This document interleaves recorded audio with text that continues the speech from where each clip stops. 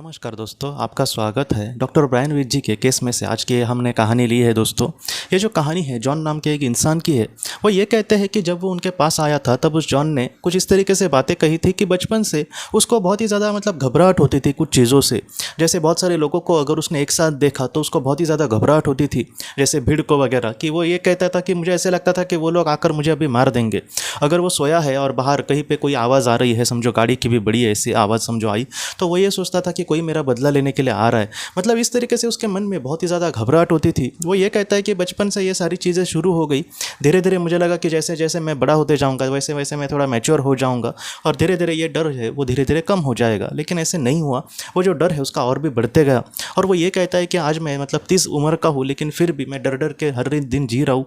मुझे भीड़ में जाने के लिए वगैरह बहुत डर लगता है। और ये जो सारी चीज़ें हैं मैं अपने लोगों को भी एकदम खुल के नहीं कह पा रहा। वो बार बार यही कहते हैं कि इतना क्या घबराने की ज़रूरत है। तो इस तरीके से उसकी ज़िंदगी चल रही थी। डॉक्टर ब्रायन विज भी इस बात से अच्छे से नहीं समझ पा रहे थे कि इसके पीछे आखिर क्या वजह होगी। और बाद में दोस्तों जब उन्होंने उस पर पास्ट लाइफ रिग्रेशन किया तब वो जो जॉन था उसने ये देखा कि एक जीवन में तकरीबन 300-400 साल वो पहले का जीवन था। और जैसे एक बड़ा राजा होता है और उस राजा के बड़े बड़े सेनापति होते हैं, उस सेनापति के हाथ में भी बहुत ज़्यादा पावर वगैरह होती है, बहुत बार देखा गया है। तो ऐसा ही एक राजा का वो एक सेनापति था। और इस सेनापति ने अपने स्वार्थ के लिए हो या फिर अपना राज्य बढ़ाने के लिए हो, ऐसे उसने बहुत सारे निरपराध ऐसे लोगों को मार दिया था।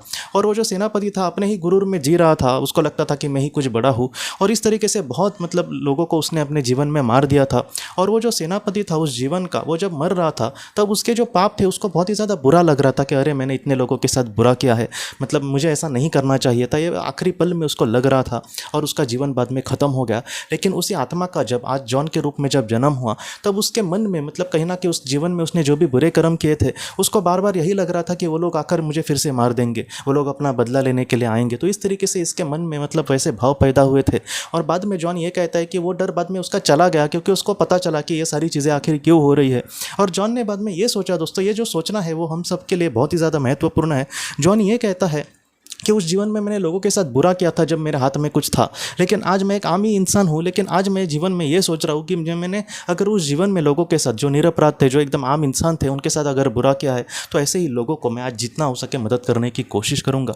और इस जीवन में जो एकदम अच्छे लोग होते हैं, जो एकदम थोड़े से गरीब होते हैं, उनको वो थोड़ी सी मदद करने की कोशिश करते हैं, जितना हो सके उनको वो कुछ देने की कोशिश करते हैं जिसकी उसको ज़रूरत हो। तो इस तरीके से आज अपने जीवन में जीवन जीने की वो कोशिश कर रहे हैं दोस्तों। तो ये जो आज की कहानी है दोस्तों हमको यही सिखाती है कि बहुत बार अगर इंसान के हाथों अगर पाप हो तो हो सकता है कि उसका खामियाजा एक अलग तरीके से उसको भुगतना पड़े। ऐसा नहीं है कि अगर उसने बहुत ज़्यादा पाप किया है तो इस जीवन में बस वो एक छोटी सी चीज़ भुगत कर चला जाएगा। उसने जो भी बुरे कर्म किए उसकी सज़ा भी उसको मिलेगी।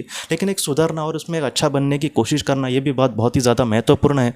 बहुत से लोग जो होते हैं दोस्तों पृथ्वी पर, मैंने ऐसे देखा है कि वो कुछ बुरा करेंगे और सज़ा से बचने के लिए वो लोग अच्छा बनने की कोशिश करेंगे। वो अच्छे नहीं बन रहे। जॉन की कहानी ये है कि वो दिल से अच्छा बन रहे। तो ये बात हमें समझनी होगी। नहीं तो कोई लोग ये भी कह सकते हैं कि इसने इतना बुरा किया था फिर भी आराम से ये, ऐसे नहीं। जो भी हम बुरा करते हैं उसका उस तरीके से फल 100% हमारे सामने आएगा। लेकिन इसमें भी हम जितना हो सके अच्छा बनने की अगर कोशिश करेंगे तो उसका फ़ायदा हमारे आत्मा को ज़रूर होता है दोस्तों। तो दोस्तों हम अपने अगले एक वीडियो में मिलते हैं। आप अपने परिवार का ख्याल रखना। आपका बहुत बहुत धन्यवाद। जिन्होंने किसी अपने को खोया है, यह किताब आपको बहुत सारे सवालों के जवाब दे सकती है। जैसे हमारे जीवन में ऐसे दुख आखिर क्यों आते हैं, इसके पीछे क्या कारण हो सकते हैं, कुछ ऐसे कार्य जिससे हम अपने जीवन में आगे बढ़ने की कोशिश कर सकते हैं, ध्यान और प्रार्थना कैसे करें, इन सारी बातों के बारे में आपको बहुत ही अच्छे से मार्गदर्शन मिल सकता है। और सबसे अच्छी बात कि यह आपको किताब पढ़ने की भी ज़रूरत नहीं, यह आपको ऑडियो बुक के ज़रिए व्हाट्सएप पर भेजी जाएगी। अगर आपको यह किताब चाहिए तो कृपया इस व्हाट्सएप नंबर पर मैसेज करें।